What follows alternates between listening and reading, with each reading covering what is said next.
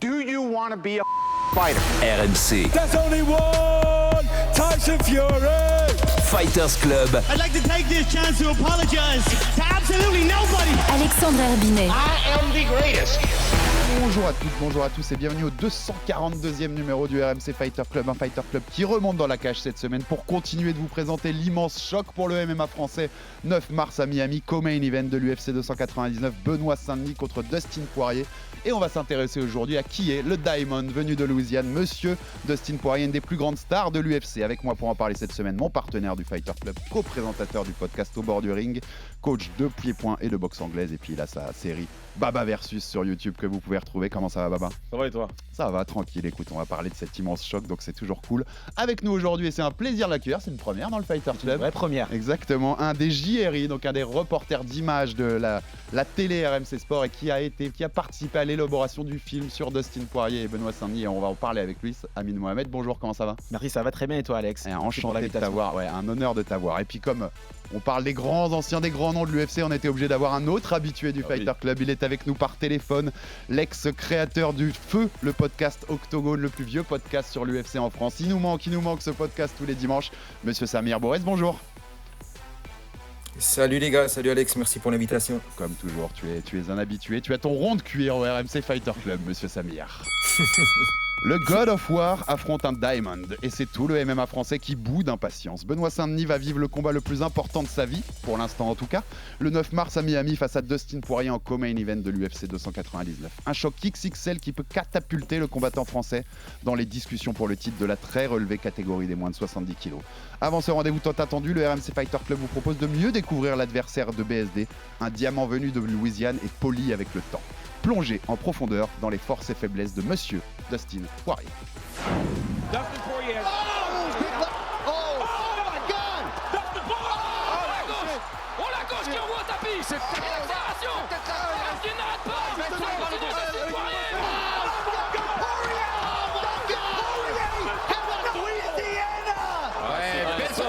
Le travail de Dustin Poirier. Retrait du buste et maintenant c'est lui. Et celui qui a touché. On les attaque, il a touché McGregor. McGregor résiste. Superbe offensive de Dustin Poirier. Les crochet droit, crochet gauche. Il est touché. Faut pas qu'il joue à ça. Il est KO.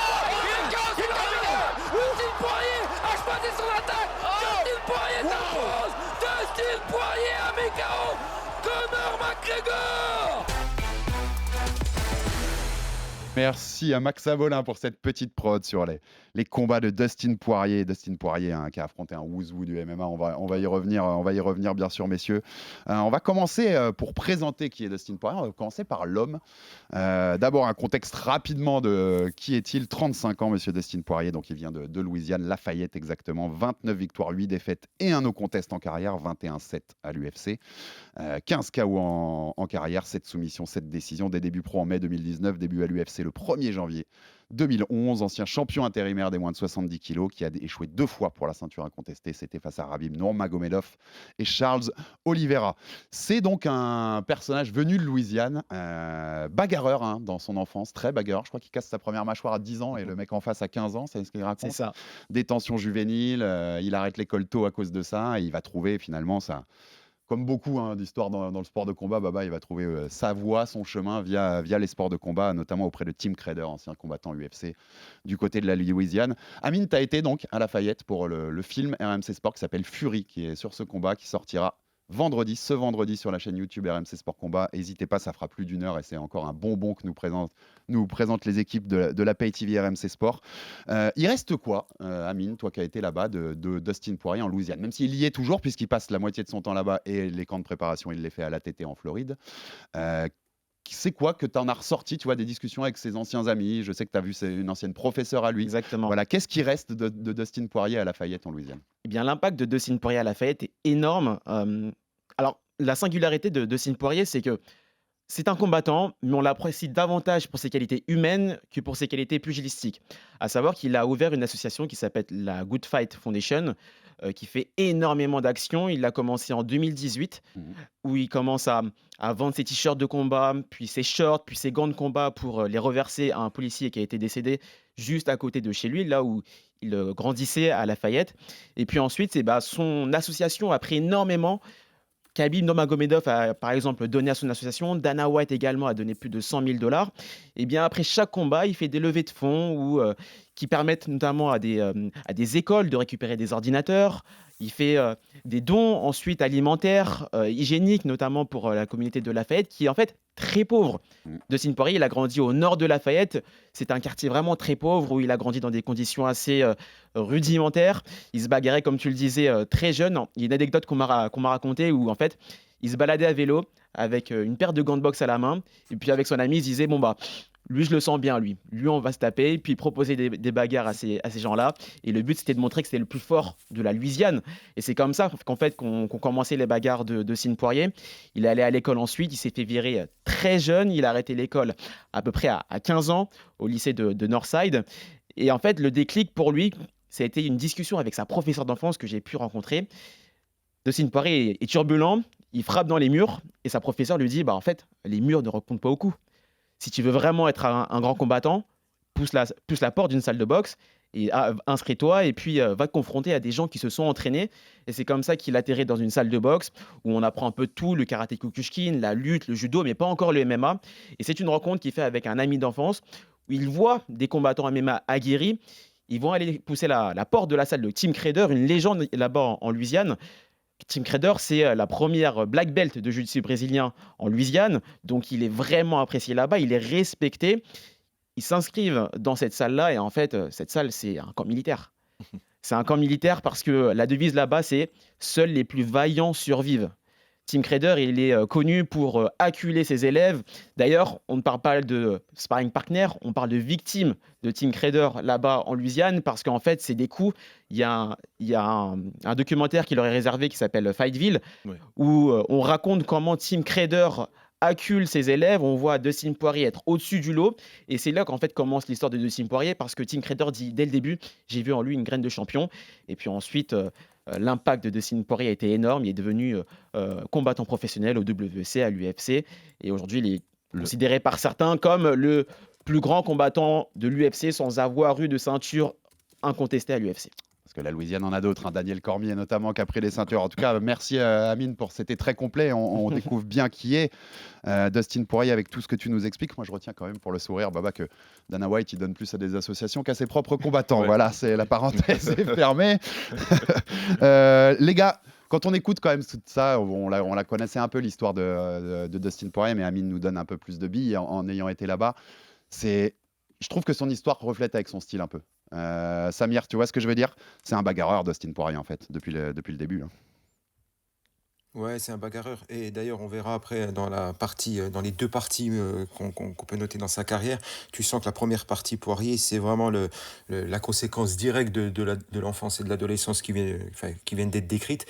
Il vient pour se bagarrer, il vient pour taper et il mettra du temps à comprendre que les MMA, c'est pas juste ça, mais c'est aussi pour la raison pour laquelle je trouve que c'est un combattant que tout le monde apprécie parce que le mec sonne vrai, il sonne juste et à titre perso, moi c'est la raison pour laquelle je l'apprécie parce que tu sens qu'il n'y a pas de faux semblant et voilà, il vient, il fait comme il est et il vient sans maquillage, sans rien du tout et il parle juste. Baba, on sera tous bien sûr pour BSD, pour Benoît dans ce combat du 9 mars, mais c'est difficile de ne pas aimer Dustin Poirier quand tu aimes le sport de combat. Tu vois ce que je veux dire? Difficile ou impossible? Ouais. Je vais assez vers ton deuxième choix, mais tu vois ce que je veux dire? Pour le détester, il faut être à l'époque de la rivalité avec Conor et être complètement subjugué par Conor et ne pas voir le reste, avoir des œillères. Mais une fois que tu sors de cette rivalité, tu te rends compte que le gars, c'est juste le bon gars. C'est juste le bon gars dont tu as envie d'être fan dans un sport de combat parce que c'est un mec qui vient pour du spectacle. C'est un mec qui, par son style de combat, fait que c'est appréciable pour tous les fans, que ce soit debout, au sol, etc. Et puis en plus, en dehors de ça, c'est quelqu'un qui s'exprime très bien. Et en plus, avec tout ce que vient de nous décrire Amine, que ce soit dans son parcours d'avant et puis ensuite ce qu'il fait avec sa fondation, à chaque fois qu'il termine un combat, le mec qui vient de se faire soumettre par Charles Oliveira, et la première chose qu'il lui dit, c'est qu'il ramène un interprète pour lui dire « je vais donner de l'argent pour ta fondation au Brésil ». Donc ce mec-là, effectivement, il fait que des choses appréciables. Et c'est bien d'avoir des mecs comme ça parce que ça te ramène à l'essence du sport. Et quand tu le regardes Dustin, tu vois que tu vas regarder un événement sportif. Avant de passer au sportif, Amine, t'as pas trouvé d'ennemi de Dustin Poirier à Lafayette? Non, Tout le monde c'est l'aime. c'est impossible. Et justement, là-bas, il est très, très apprécié. Et puis aussi, il fait beaucoup de philanthropie. Il a ouvert une marque de sauce, notamment, qui est très Ouais. Oh appréciée oui. là-bas. Ouais. Et en fait, Dustin Poirier, il est parti en 2012, après son combat contre Korean Zombie C'est ça. à C'est Miami. là où il part à la TT, ouais. Exactement. Il revient 5 ans plus tard après la naissance de sa fille. Et là, on revient aux valeurs de la famille. Il a envie d'éduquer sa fille avec les valeurs Cajuns. Les Cajuns, c'est une culture qui vient notamment un peu de la France. Ouais, bien Et- sûr, on l'a pas précisé, tu as raison, hein, il vient des Acadiens, en fait, donc c'est la partie française de la Louisiane, d'où le nom aussi Poirier. Enfin, il a un vrai rapport avec la France, pour le coup. Exactement. Et comme il a envie de ramener cette culture-là à sa fille, les gens là-bas l'apprécient énormément parce qu'il n'a pas oublié d'où il vient.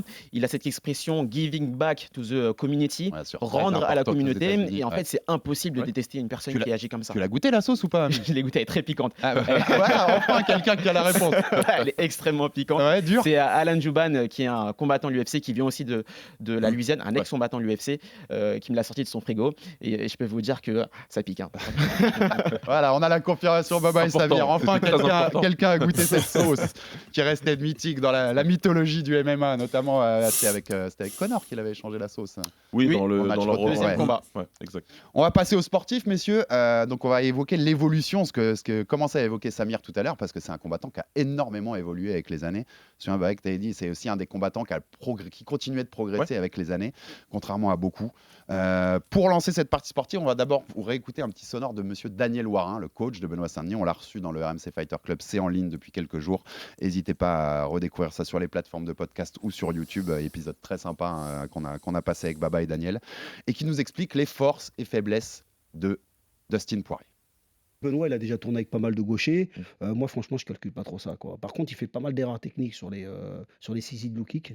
Il anticipe beaucoup ça, hein. J'ai vu pas mal Et en plus, c'est automatisé. Il descend souvent les mains. On va voir, hein, Mais bon, on explore tout. C'est-à-dire que l'idée, c'est quand même de faire quand même attention à sa boxe, mais aussi de le boxer. Parce qu'en fait, c'est du MMA, c'est pas de l'anglaise, hein. Ouais. Et on s'en fout, quoi. Je veux dire, faut y aller aussi. Mais comme je dis, Poirier, anglaise très rapide, volume, et voilà, il va chercher essentiellement la face.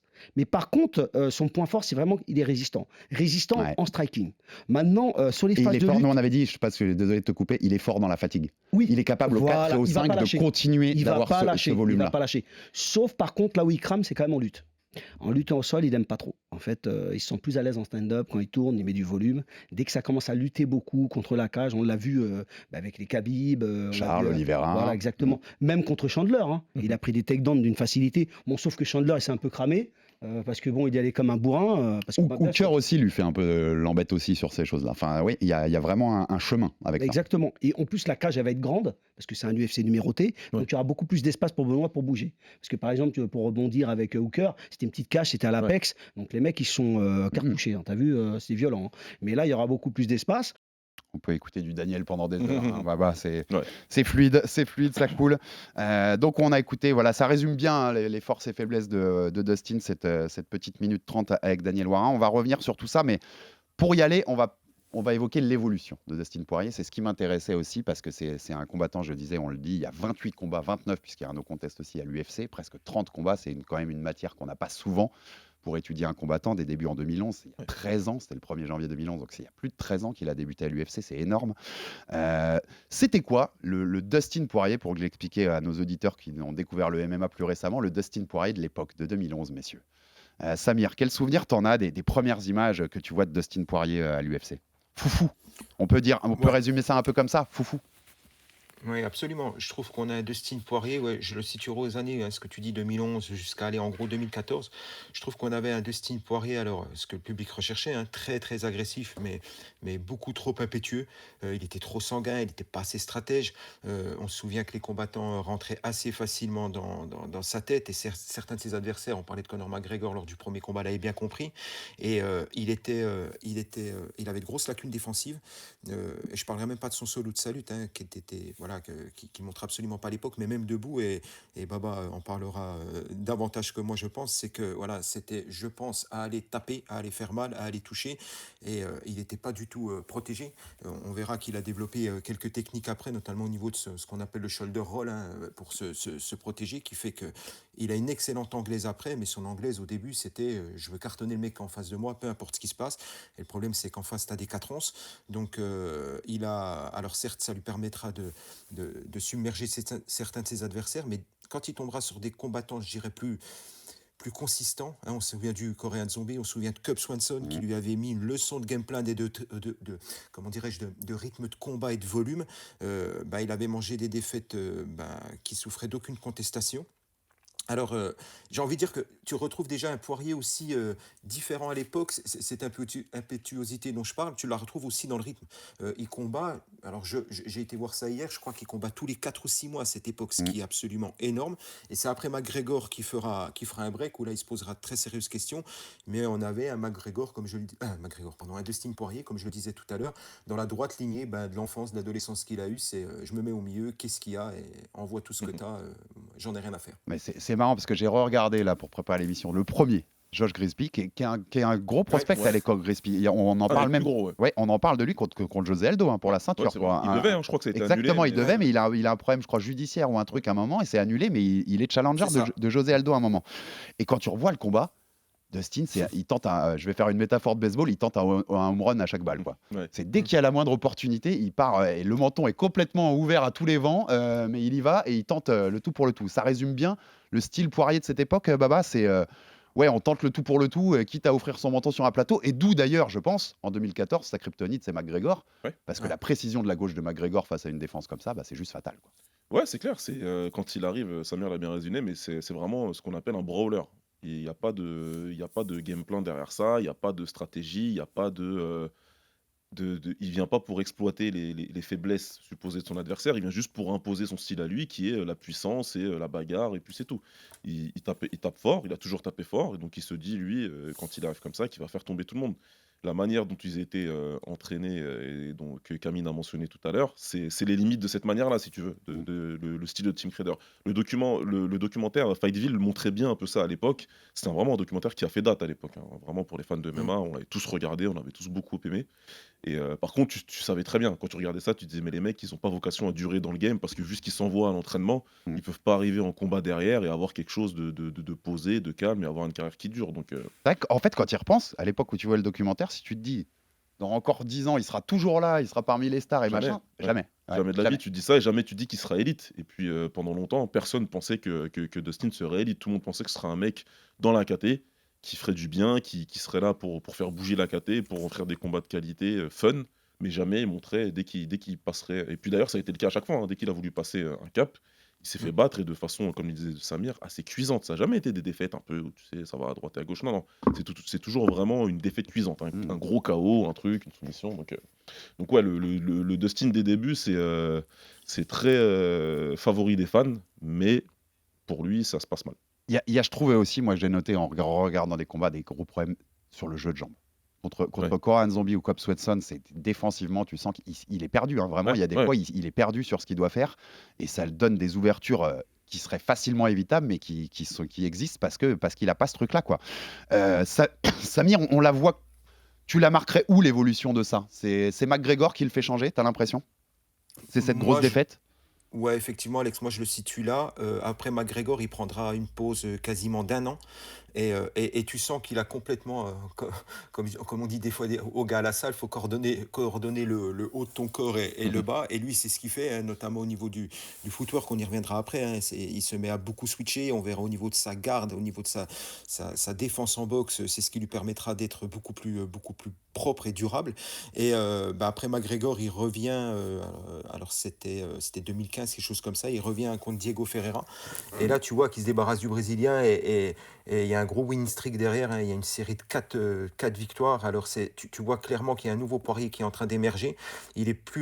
Alors comme il est plus défensif et plus réfléchi, donc forcément il est plus mûr, et tu sens que petit à petit ça va monter. Il descend, alors attends, je me le suis noté, il descend Anthony Pettis, Justin Gaethje, Eddie Alvarez. Et tu sens que la maestria, elle est en train de prendre forme, hein, en termes d'intelligence de combat, d'agressivité. La résistance, elle est là, et ça, c'est le truc que tu perds en dernier. Et tu vois, par exemple, qu'en termes de puissance, il a une utilisation beaucoup plus intelligente de sa puissance, et il bat Gaethje, par exemple, sur son propre terrain là-dessus.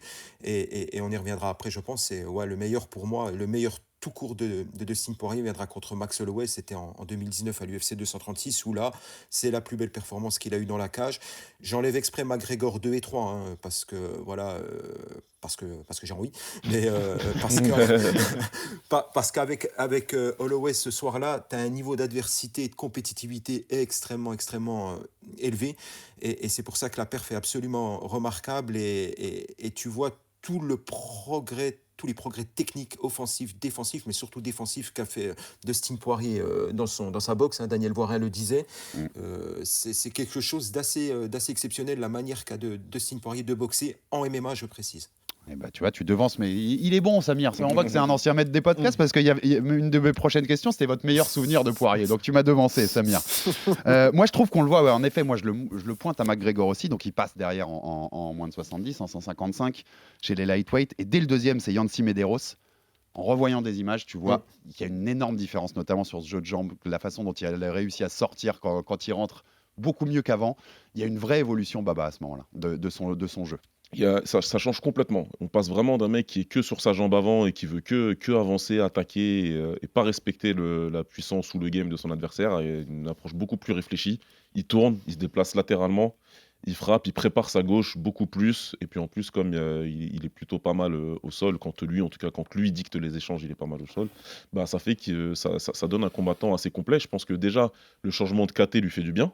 J'imagine que le cutting devenait un peu trop compliqué. Et il a plus de puissance, tu as l'impression, chez les 155. Voilà, il est beaucoup plus puissant, il y a moins de problèmes avec le poids, donc il a plus d'énergie. Et puis après, j'ai pas toutes les dates en tête, mais j'imagine, Amine pourra peut-être confirmer, mais ça correspond peut-être aussi au moment où il revient un peu plus en Louisiane, même s'il se prépare, tu vois, là-bas. Peut-être ils ont dû sûrement t'en parler, on le verra dans le film. Je suis très impatient de voir le film parce que vous faites toujours du très bon boulot. Merci beaucoup. Mais j'imagine que ça a dû lui faire beaucoup de bien dans la tête. Le fait de se poser, de fonder sa famille, puis de revenir un peu plus en Louisiane et de voir ces choses-là. J'imagine que ça a dû jouer aussi. Toi, Amine, même quand tu vois des anciens coéquipiers et tout, ils t'en parlent de tout ça, de cette évolution, tu vois, du fighter? Bien sûr, techniquement, le fait de partir à l'ATT, la première des choses, la première mission, c'était de trouver des sparring partners plus aguerris. En Louisiane, il devenait beaucoup trop fort pour les autres, et notamment ses partenaires au sol n'arrivaient plus à lui mettre une confrontation assez qualitative pour permettre à Dustin de progresser, alors qu'à l'ATT, on le sait, il y a de très bons combattants. Ensuite, sur sa partie boxe, c'est clair qu'à l'ATT, il a progressé. Maintenant, ce qu'ils me disent, c'est que sur le wing string dont parlait Samir, où il fait Gaethje, Alvarez, Jim Miller, puis ensuite Max Holloway, il gagne ces combats-là. Mais ça a été à chaque fois des guerres où il a pris énormément de coups. Exactement. Et donc, même si sa qualité en pied-point a progressé, notamment sa boxe, il avait une garde quand même assez ouverte, qu'il l'acceptait. Mais il me disait qu'il y avait toujours des efforts à faire là-dessus. Et clairement, il n'était pas encore à son potentiel maximal à l'époque. Mais on a l'impression, c'est marrant qu'il rajoute des armes. Quand tu revois un peu des combats en enfilade comme ça, il rajoute des armes à chaque combat. Contre Alvarez, il a un pull-out counter que je n'avais jamais vu avant. Ouais, c'est vrai. Tu vois, il rajoute, tu sais, t'as l'impression petit à petit, la boîte à outils, en fait, tu vois que le travail, il est fait, et c'est une preuve d'humilité, parce que tu vois qu'à chaque fois, victoire ou défaite, il se dit qu'il a appris quelque chose du combat d'avant et qu'il a des choses à ajouter. Quand il arrive chez les 70 kilos et qu'il commence une série de victoires qui est stoppée net par Michael Johnson, par KO, tu sens qu'il commence à être pas mal dans sa boxe, mais il se fait contrer parce qu'il vient rentrer avec un uppercut en étant hyper ouvert. Il sait que c'est une erreur à pas faire normalement, il l'a fait, il paye cash. Et derrière, tu sens que le combat suivant, il est un peu plus intelligent dans sa manière d'attaquer et il pense un peu plus à sa défense. Donc et c'est ce qui lui permet, ce KO-là qu'il prend, c'est ce qui lui permet de faire. D'ailleurs, là, tu le mentionnes Amine, tu le mentionnes Samir tout à l'heure, tu le mentionnes aussi Alex, mais il faut quand même se dire que cette série de victoires dans l'histoire du MMA, il faut la mettre très très haut. Oui, il faut la mettre plus que très très haut. Tu as bien raison, parce que c'était un des points que j'avais noté. Les gars, il enchaîne. Donc il fait c'est même pas dans l'ordre, mais tu as McGregor 2 fois, Hooker, Holloway, Alvarez, Gaethje, Pettis, Miller au palmarès. Entre 2016 et 2021, en vrai, Samir, si on enlève Khabib Nurmagomedov, qui était ultra dominant, mais c'est peut-être le combattant le plus fort, qui a les résultats les plus clinquants à l'UFC pendant ces 5 années-là, non ? Écoute, je vais pas... Benoît Saint-Denis, qui était l'invité du Moscato Show hier, je l'ai écouté, il dit c'est le roi sans couronne. C'était absolument ça.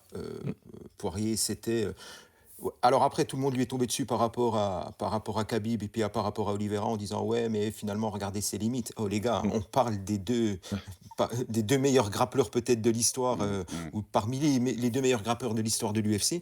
C'est, dis-moi qui tu as battu, je te dirai qui tu es. Ouais. Et tu as tout dit, Alex. Il y a pas besoin d'en rajouter. Tu as absolument tout dit. Non, c'est sur la période, je pourrais rajouter Adesanya aussi quand même, parce que quand on voit la liste d'Adesanya, Ouais, elle mais est belle aussi sur cette ouais, c'est clair, mais période. c'est pas la même caté. Non, c'est ça. Encore exactement. une fois, Ouais. c'est pas la même caté. Dans la caté des 70, c'est l'élite. Ouais, Donc, tout à fait, je suis d'accord. c'est l'élite de l'élite, donc il y a rien à Beaucoup dire. moins de talent à 84. Voilà, c'est au-dessus.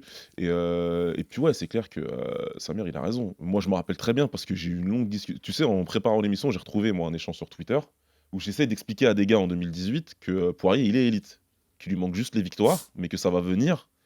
Mais que moi, on m'expliquait que non, c'est juste un combattant de la KT, c'est juste un combattant du ventre mou de la KT, il ira jamais plus haut que ça. Tu vois, je leur disais, mais si, il est super fort. Vous vous rendez pas compte des ajustements qui sont en train d'être faits. Et quand il va commencer à battre les mecs, bah, Vous allez voir. on y sera, tu vois. Et ben ça se passe juste après, en fait. Mais ce qui est fou, c'est que même au Conor 2 en 2021, Conor est favori. Hein. Ouais, Les toujours favori. bookmakers de beaucoup de spécialistes, Ouais, alors tu as qu'il revient. toujours ce doute à ce moment-là de te dire, il est pas, tu vois, un mec comme Conor va le battre, quoi, parce que c'est pas l'élite. Et je vais même aller plus loin parce que nous, dans la fabrication du film, on a creusé énormément dans la carrière de Dustin Poirier et il a été donné underdog quasiment la totalité de sa carrière. Ouais. C'est-à-dire que contre Eddie Alvarez, il est underdog. Mhm. Contre Max Holloway, il est underdog. Quand il arrive, comme tu le dis, contre Conor McGregor 2, il est encore underdog. Et pour ce combat contre Benoît Saint-Denis, Saint-Denis est favori de ce combat-là, alors que Dustin Poirier, on vient de le dire, C'est vrai. c'est peut-être le roi sans couronne. C'est vrai. Et ça, c'est ce qui a forgé notamment le mental de Dustin Poirier. On l'a rappelé depuis maintenant peut-être 20 minutes, il a une carrière aux montagnes russes finalement de Dustin Poirier. Il a à chaque fois dû se relever après des défaites assez cuisantes dans un premier temps, puis des défaites vraiment compliquées dans un second temps. Il est toujours là, ça fait 15 ans maintenant qu'il est professionnel, il commence en 2009 pour son premier combat pro, et il est encore là, et il faudra encore compter sur lui le 9 mars. Un point aussi hyper intéressant dans cette évolution que j'ai noté, les gars, c'est, t'en parlais un peu tout à l'heure, Samir, c'est aussi la défense, le striking défensif. Je me suis maté le premier McGregor de 2014 et le deuxième de 2021 dans l'enfilade. C'est dingue la différence. Dans le premier, il a les mains très très hautes, il a sa garde très très haute, et en fait, il voit pas les coups arriver. Oui. Chaque fois que les coups traversent sa garde, il les prend plein fer parce qu'il les voit pas arriver. La deuxième, les mains sont plus basses, il utilise bien l'épaule, il sait rouler, il utilise même le haut de la tête parfois pour parer. Il utilise le coude pour parer aussi. Et en fait, il les voit arriver. Il voit quasi tout arriver. Il y en a une qui, dans le premier round qui le rock bien. D'ailleurs, il l'a dit, dans le premier round, il y a une gauche de McGregor qui le met pas très bien. Mais d'ailleurs, il arrive à garder sa composure, comme ils disent aux États-Unis, pour pas montrer à McGregor qu'il est mal et lui donner ce petit goût du sang pour le terminer. Mais il y a un monde entre les deux défenses, Baba, entre ces deux combats-là. Il n'y a rien à voir, mais c'est surtout il y a un monde entre les deux combattants. Et, tu vois, c'est ce qui se passe quand il y a un gars qui, après leur premier combat, qui combat régulièrement et qui fait guerre après guerre après guerre et qui apprend, et un autre qui est vite, qui a eu une ascension météorique, mais a beaucoup moins combattu et se reposer sur ses lauriers. C'est le mec. On va y aller cash. Le meilleur combattant en 2014, c'est McGregor. Le meilleur en 2021, c'est Poirier, de loin aussi. Conor montre qu'il n'y a pas photo entre les deux. C'est pas juste le chaos. Sur en 2014, le premier combat, c'est vraiment la gestion du combat, les coups, comme tu dis, la sélection de coups, etc. Comment il le termine. Conor montre qu'il est tête et épaule au-dessus de Dustin. Sauf que Dustin, derrière, comme l'expression favorite du podcast Octogone, il a mordu dans son protège-dents pendant des années, et il a travaillé. Et quand ils arrivent à ce moment-là, Conor, qui lui est riche, je me rappelle très bien qu'on est dans le Covid, qu'on nous montre sa préparation au Portugal, il a fait venir des mecs avec lui, qu'il a ouvert une salle là-bas que pour lui, performance et compagnie, tu vois, c'est génial. Un petit peu comme Drago qui s'entraîne avec la technologie et Rocky qui s'entraîne en tapant des morceaux de viande. Sauf que Dustin, il est très confiant à ce moment-là, parce que sa carrière, elle lui donne cette confiance-là. Ces 5 dernières années à l'UFC lui donnent cette confiance-là. Et on n'est plus face au même homme.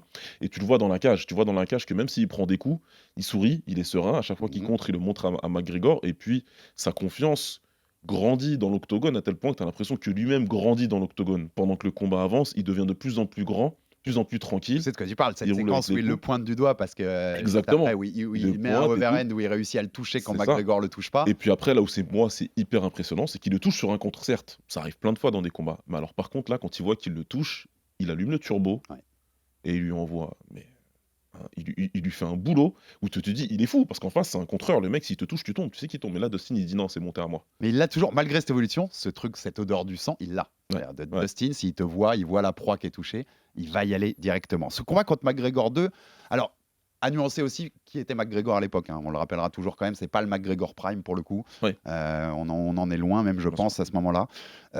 Mais c'est très intéressant pour cette évolution-là. Il y a aussi beaucoup d'utilisation des calf kicks. Oui, Alors, beaucoup. on va pas ouvrir le dossier calf kick, Baba, parce qu'on en aurait des choses à dire sur le MMA et comment c'est géré en MMA par rapport au pied-point.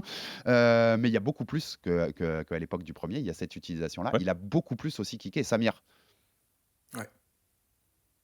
Bah, moi, ce que je mettais en valeur tout à l'heure par rapport à Poirier, alors au niveau des kicks, effectivement, mais c'est cette boxe à l'intérieur. Je sais pas ce qu'en pense Baba.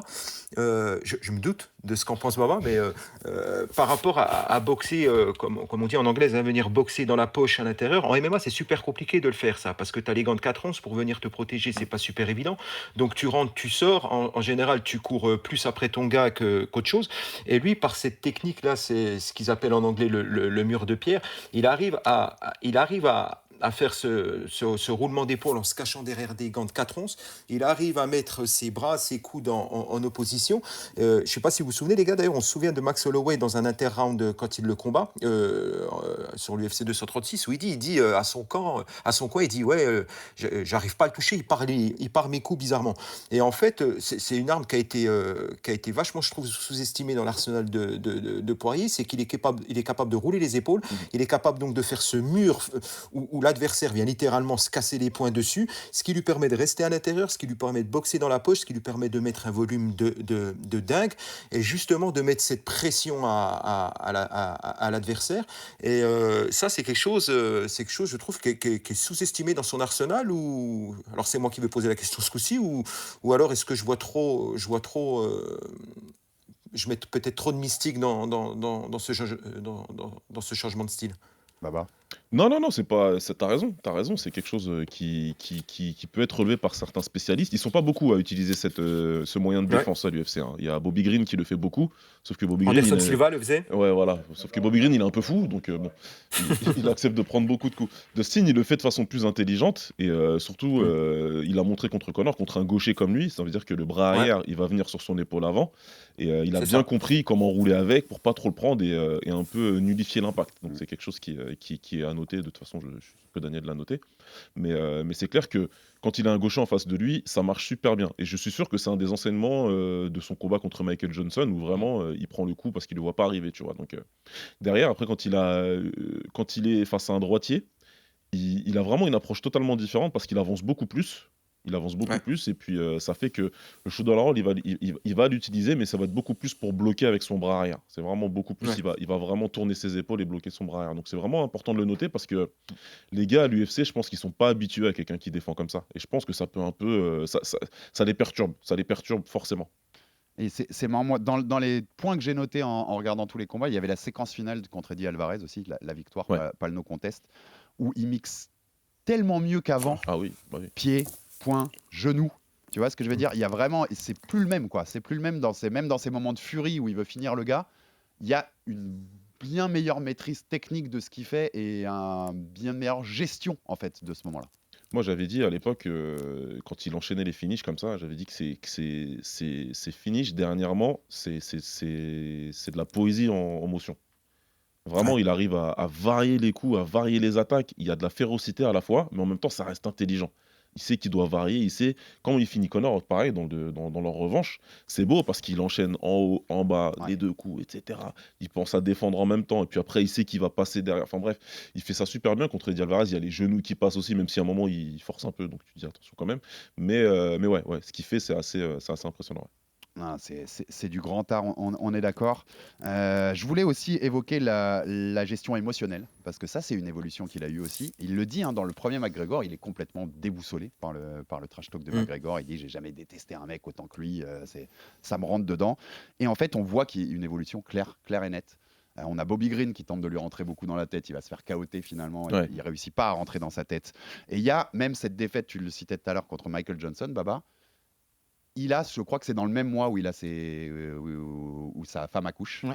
donc il devient père, et il dit ça change beaucoup de choses pour moi aussi dans l'approche du combat. Avant, le combat était toute ma vie, maintenant j'ai autre chose. Voilà, c'est toujours ce qu'on dit, mais c'est réel quand on a des enfants. Et Samir et Baba, vous pourrez confirmer. Hein. et donc on a senti une évolution émotionnelle en fait aussi dans sa gestion des combats. Samir.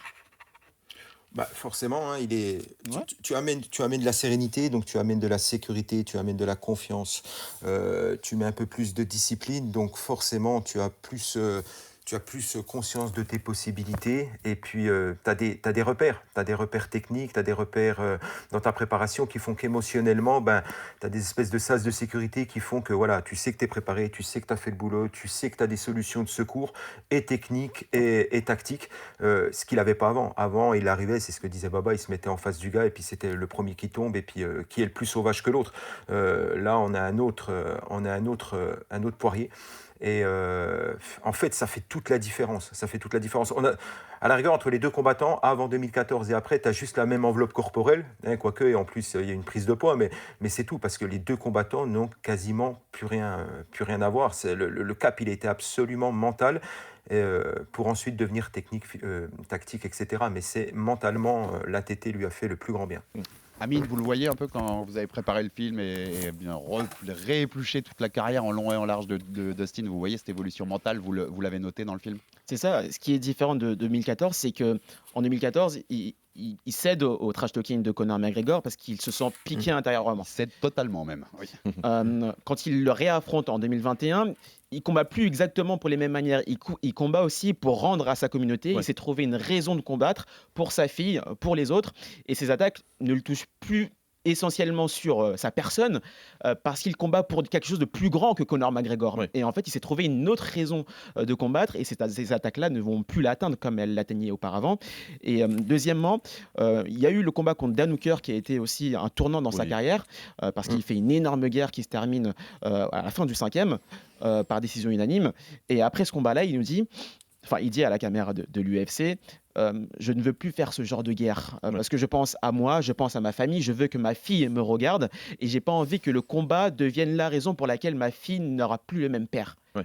Et ça a été très important pour lui, c'est aussi pour ça qu'il va prendre des combats plus lucratifs comme Conor McGregor et qu'il va ensuite combattre pour la ceinture une deuxième fois.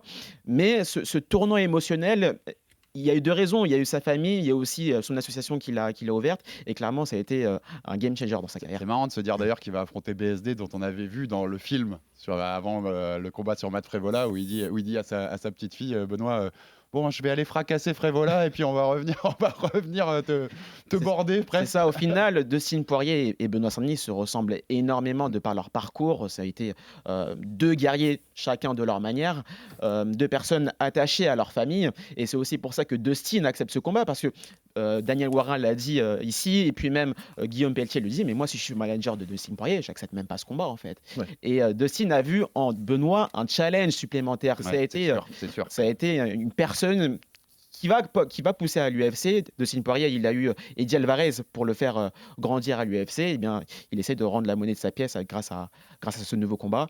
Et clairement, Dustin, il est dans une autre optique aujourd'hui avec son association et sa fille. Et on rappelle qu'il n'a jamais été battu 2 fois de suite, Dustin Poirier, dans sa carrière, et qu'il sort d'une défaite contre Justin Gaethje. C'était l'an dernier. Donc voilà, si Benoît gagne, il fracassera cette stat. Et Benoît n'a jamais perdu chez les moins de 70 à l'UFC. Donc il y a une des deux séries, de toute façon, on l'avait dit, qui va s'arrêter. On finit sur le sol, sur l'évolution du sol. Je voulais vous entendre là-dessus aussi, messieurs.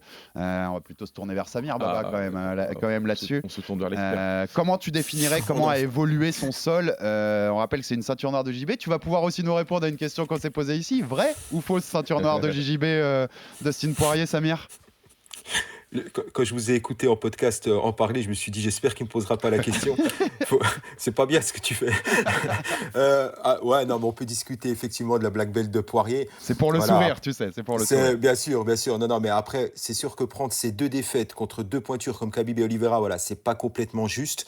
Il a eu sa black belt de Tim Credder, hein, Amine te l'a dit tout à l'heure. Je crois qu'il l'a eu quelque chose comme peut-être 2017, 2018 dans ces eaux-là. Et il l'avait eu d'ailleurs après une victoire contre Pettis. Pour répondre à tes questions, Bah, tu sais quoi, je vais utiliser Islam Makhachev, pardon, qui avait demandé qu'on enquête sur la validité de la ceinture de Poirier. Je ne sais pas si tu te souviens de Tout ça. à fait. Donc, non, Poirier, les assets techniques, les situations de contrôle, techniquement, purement, bien évidemment qu'il a le niveau que Tim Credder lui a donné. Après, c'est toujours pareil. Il y a ce que tu fais de ton JJB avec un gi dans un tatami et ce que tu fais de ton JJB dans l'octogone. Ouais. Tu sais, moi, ceux qui répondent ça, j'ai toujours envie de renverser le truc. Tu as des gars comme Demian Maia, voilà, qui sont 4e ou 5e degré de JJB. Voilà, ça a été parfois compliqué. Des gars, alors je ne veux pas prendre Demian Maia parce que c'est peut-être pas forcément le bon exemple, mais tu prends un gars comme Roger Gracie, tu prends des mecs qui étaient top élite, l'aristocratie du JJB. Quand on les a mis dans l'octogone, ils ont absolument rien fait de leur sol. On s'est même demandé ce qu'ils faisaient là. Donc la réciproque peut être vraie. Maintenant, concernant Poirier, les appuis, il les a. Les situations de contrôle, il les a. Je pense que la grosse situation de faiblesse qu'il a, c'est sa prise de dos. Il se fait très souvent prendre le dos. Alors, je pense que techniquement, là-dessus, c'est quelque chose qu'il a dans son jeu et puis qui va être, à mon avis, difficile à corriger. En revanche, quand c'est lui qui décide de l'amener au sol, quand c'est lui qui décide de la situation de contrôle, je pense que ce sol-là n'est pas sous-estimé. Par rapport au combat maintenant contre Saint-Denis, si moi je suis Benoît Saint-Denis et je ne suis pas Benoît Saint-Denis, je fais exactement ce que disait Daniel Voirin quand vous l'avez interviewé, c'est que j'utilise absolument toutes les facettes de mon game et s'il faut descendre au sol, je prends l'initiative de descendre au sol avec Poirier et c'est moi qui le descends au sol parce que là je le mettrai dans l'inconfort. Je lui impose mon jeu sur ça. Et on l'avait dit aussi, Baba, c'est quelqu'un quand même. C'est un point à noter parce que c'est un chemin de victoire aussi pour Benoît qui fatigue, qui lâche plus mentalement en lutte et quand on le grind comme ça que quand il est dans ses phases de strike. Ouais, clairement, parce que moi, je parle tout le temps avec Samir, avec Omar, de sol, avec un très bon ami à moi, Youssouf, à qui je passe le bonjour, qui m'apprend beaucoup sur le sol. Et à chaque fois, moi, je pose des questions, tu vois. À chaque fois, je vais poser des questions là-dessus. Et quand je vois des erreurs techniques comme ça qui sont faites au sol, et c'est beaucoup des erreurs, hein, Samir, il pourra me le confirmer, mais c'est beaucoup des petites erreurs qu'il se fait soumettre derrière, quand il se fait prendre le dos, etc., qu'il se fait soumettre. Moi, on me dit souvent, et ces mecs-là me le confirment, parce qu'ils tournent, c'est eux qui tournent tous les jours sur les tatamis, que la partie mentale, elle est très impliquée. Quand tu fais des erreurs comme ça, c'est que tu es en train de lâcher un petit peu mentalement et que derrière, tu finis par donner une position favorable à ton adversaire un peu. Donc, c'est ce que Samir dit très bien. Quand c'est lui qui dicte les échanges, et debout, c'est la même chose d'ailleurs pour Dustin. Quand c'est lui qui dicte les échanges dans un combat, il est très très fort. C'est très compliqué de l'arrêter. Et en plus, comme tu le dis si bien, Alex, il est très fort dans la fatigue aussi. Donc lui, c'est pas un problème pour lui. Cerise sur le gâteau, il a un menton. Hein. Voilà, tu vois. Et il les encaisse, des séquences de furie, il reste debout. Il n'y a pas de souci. Donc, mais par contre, l'inverse, t'as l'impression que le provoquer à faire une erreur au sol, ça va plus vite quand c'est toi qui lui impose cet échange-là. Quand c'est toi qui lui impose un bouillon comme ça au sol, tu vas le provoquer à faire l'erreur et il va donner, et puis etc. Puis après, il y a erreur et erreur. Comme on le disait si bien quand il combat contre Khabib, et qui tente la guillotine. Khabib le dit lui-même, elle était super bien rentrée la guillotine. Il dit que c'est le plus proche qu'il a été d'être soumis par quelqu'un dans sa carrière. Tu vois, donc ça, moi je peux pas le compter comme une erreur. Non. Tu vois ce que je veux dire ? Il a tenté sa chance, malheureusement c'est pas passé derrière, il s'est soumettre parce qu'il a laissé beaucoup d'énergie dans la tentative de guillotine, mais là c'est pas à mettre au crédit des erreurs. Donc il y a aussi ça à voir, ou si lui, il est opportuniste. Il faudra faire attention à ça pour BSD. Tu vois. C'est ce que j'allais te dire aussi, Samir, mais c'est... Il peut aussi profiter de la moindre erreur. On l'a vu récemment aussi contre Chandler, où Chandler, quand il y a cette séquence et il s'engage trop, il lui prend le dos, c'est terminé. Rear naked choke. Ah non, mais il faut pas faire d'erreur. Là, parce que là, son niveau ceinture noire, par contre, tu vas le goûter, puis tu vas le goûter plein d'arômes, pleine dégustation. Alors après, toujours, ce qui va amener ce contrôle au sol, ça va être la lutte. Tu en as parlé. Hein. Il bouffe beaucoup d'énergie à la lutte parce que je pense que voilà, c'est pas la phase de jeu et il nous l'a montré où il s'éclate le plus. Donc forcément, il a peut-être pas tous les repères techniques qui font que si tu as moins de repères techniques, forcément, tu bouffes plus de carburant. Pareil, moi, si j'étais Benoît Saint-Denis, j'irais vachement chercher shooter le single ou le double. Parce que pareil, c'est une faiblesse assez rédhibitoire que Poirier a montré dans son jeu. Yes. Et le tie clinch également, collé contre la cage, même si le dirty boxing est quelque chose que Poirier maîtrise bien, c'est plus compliqué quand il est dos à la cage. Moi, j'irais piocher de ce côté-là aussi si j'étais Saint-Denis, mais je répète, je ne suis pas Saint-Denis. Absolument, on en a parlé avec Daniel à l'époque, du clinch aussi, et qu'il y avait quelque chose à faire de ce côté-là, clairement. Et puis on avait parlé notamment aussi des genoux, Baba. Exactement, Charles Oliveira, il avait utilisé ça. Voilà, et en revoyant quelques images de combat, là j'ai revu Charles Oliveira, tiens. Il en a mangé quand même quelques. Il pique beaucoup au premier round, même si on pense que exactement. Charles il est complètement dominé dans le premier, en fait il pique beaucoup avec les genoux au corps, et tu sais que ça a une incidence derrière. Exactement, ce travail de sape aussi sur le corps. Messieurs, je vais finir avec votre meilleur souvenir. Samir, tu m'as déjà répondu, c'est terrible, mais meilleur souvenir de Dustin Poirier. Donc c'est Max Holloway pour toi, commence par toi. Tu nous as déjà dit ça, mais... Max Holloway, parce que je te dis, il y avait tout. J'ai été checker hier les stats de ce combat. C'est un nombre de frappes envoyées qui est énorme, un nombre de frappes cadrées qui est énorme, et entre les deux, il n'y a pas une grande différence. Tu dois être t'es sur du 65-70% de frappes cadrées. Tu as des volumes, on est à 300-400 coups. Il y a tout. Il y a le menton en titane, il y a l'énorme premier round. Je crois que c'est le premier round de tête que fait Poirier. Et un Poirier qui finit super fort le cinquième. Et quand tu connais, là, je sais que... toi aussi, Alex, mais je sais que Baba, ça va lui causer. Quand tu vois un gars du barrio, comme on disait dans le podcast, comme Holloway, pris à son propre jeu, dans le cinquième round, il est plus là, et t'as Poirier qui continue de lui avancer dessus. Tu t'assois, tu respectes, et tu te tais, tu regardes et tu re-regardes encore. C'est la performance XXL pour moi de Dustin Poirier. Amine, quand t'as fait tout le film et que t'as refait sa carrière, est-ce qu'il y a une performance qui t'a plus marqué qu'une autre? Dans le même style que combat qu'a choisi Samir, moi, c'est le premier combat contre Justin Gaethje en 2018 qui m'a énormément marqué. Il le remporte par TKO au quatrième round après une énorme guerre.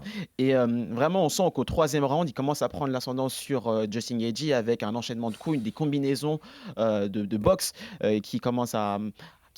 Qui permettent à Dustin de prendre l'ascendant, et la finition était absolument magnifique. Donc moi, c'est ce combat-là que je retiens. Baba. Moi, c'est des combats que je kiffe à mort, surtout le combat contre Holloway. Et pour moi, un des plus grands combats de MMA que j'ai vu. Ouais, je suis d'accord. Ça fait quand même pas mal de temps que je suis ce sport.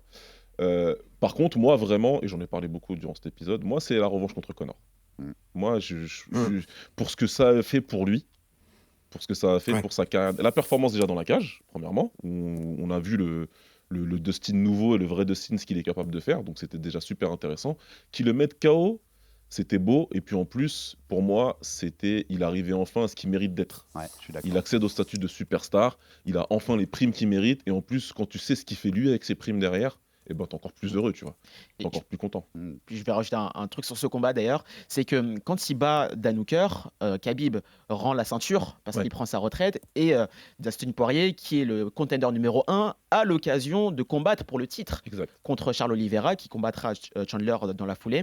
Mais il décide de ne pas prendre ce combat pour la ceinture, mais d'aller combattre Conor McGregor pour des raisons évidemment financières, mais aussi tout l'apport que ça pourrait avoir pour son association. Et donc c'est pour ça que ce combat aussi m'attire énormément, parce qu'il y a un sacrifice. Dustin Poirier, c'est l'homme qui n'a jamais été champion, qui a eu la ceinture par intérim, mais qui ne se considère pas lui-même comme véritablement champion, donc il est en chasse perpétuelle pour cette ceinture-là, mais il décide, pour des raisons pécuniaires, mais pas égoïstes, de prendre ce combat contre Conor, et finalement il finit par l'emporter de fort belle manière, donc bravo. Tu as parfaitement exprimé ma pensée, Amine. J'en ai marre de toi, Baba, on choisit toujours les mêmes trucs, parce que oui, moi j'avais mis la revanche contre Conor aussi pour ce qu'elle représente, en fait, la performance, et puis ce que représente la performance. C'est beau pour lui. Toujours ce bémol de dire que c'est pas le McGregor de 2016 ou de 2015, mais ça représente beaucoup, et puis beaucoup de gens le voient perdant avant le combat encore, malgré que ce soit un Conor qui a eu que Donald Cerrone depuis 3 ans.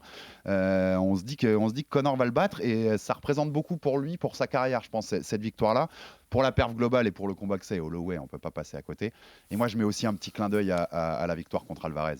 Oui, j'adorais Alvarez. Et que, pareil, c'est le genre. Moi, je me souviens de m'être dit après celui-là, ok, Dustin, c'est quand même. C'est quelqu'un. Ouais, on passe un step dans la vision que j'ai de Dustin Poirier sur ce qu'il peut faire et sur ce qu'il vaut dans cette idée d'élite, Baba. Exactement. Pour résumer, les gars, on peut dire quand même, c'est pas un John Jones.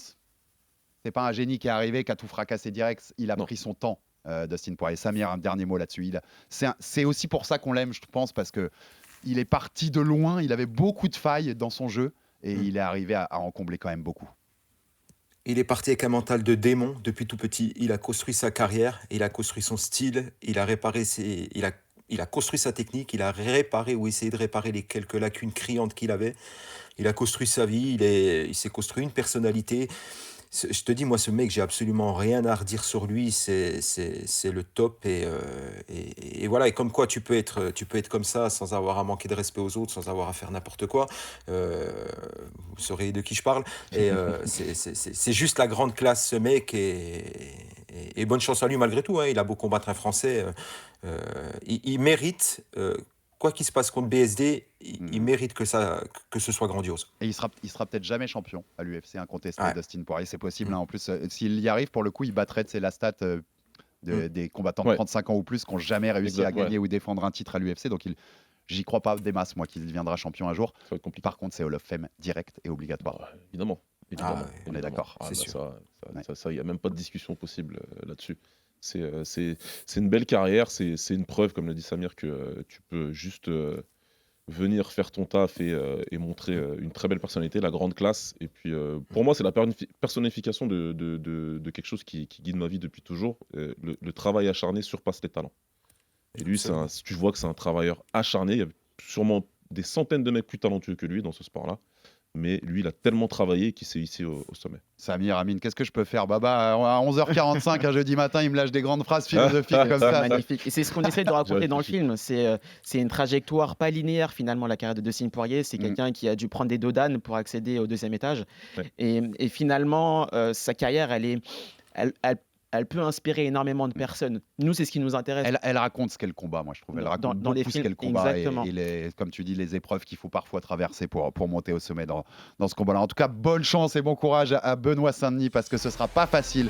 C'est une sacrée montagne qu'il a face à lui, mais voilà, le jeu en la chandelle parce qu'en cas de victoire, il passe dans une nouvelle stratosphère, notre BSD. Donc plein de force à lui, bien sûr. Pour le 9 mai, vous avez déjà un podcast à l'annonce du combat qu'on vous avait fait avec Baba. Vous avez un podcast avec Daniel Warin. On vous prépare encore des choses. Vous avez plein de choses à consommer. Bien sûr, le film Fury sur la chaîne YouTube RMC Sport Combat. Allez découvrir ça parce que vous allez vous régaler plus d'une heure.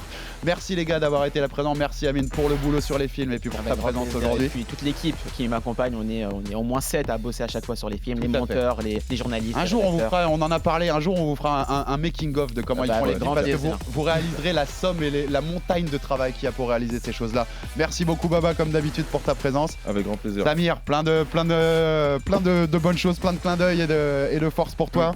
Merci beaucoup pour ta présence. Amine, Baba, Alex, ce fut un plaisir comme d'habitude, merci beaucoup. Plaisir toujours partagé. Octogone Forever, un grand bonjour à Omar. Exactement. Je manquerai pas. Exactement, bonjour à Omar qu'on a déjà eu également au RMC Fighter Club. Abonnez-vous sur toutes les plateformes pour rater aucun épisode du Fighter Club. Envoyez-nous des commentaires, des pouces bleus, des étoiles, ça fait toujours avancer le bousin. Et à très vite pour un nouvel épisode du RMC Fighter Club. Merci messieurs. Ciao, ciao. RMC Fighters Club.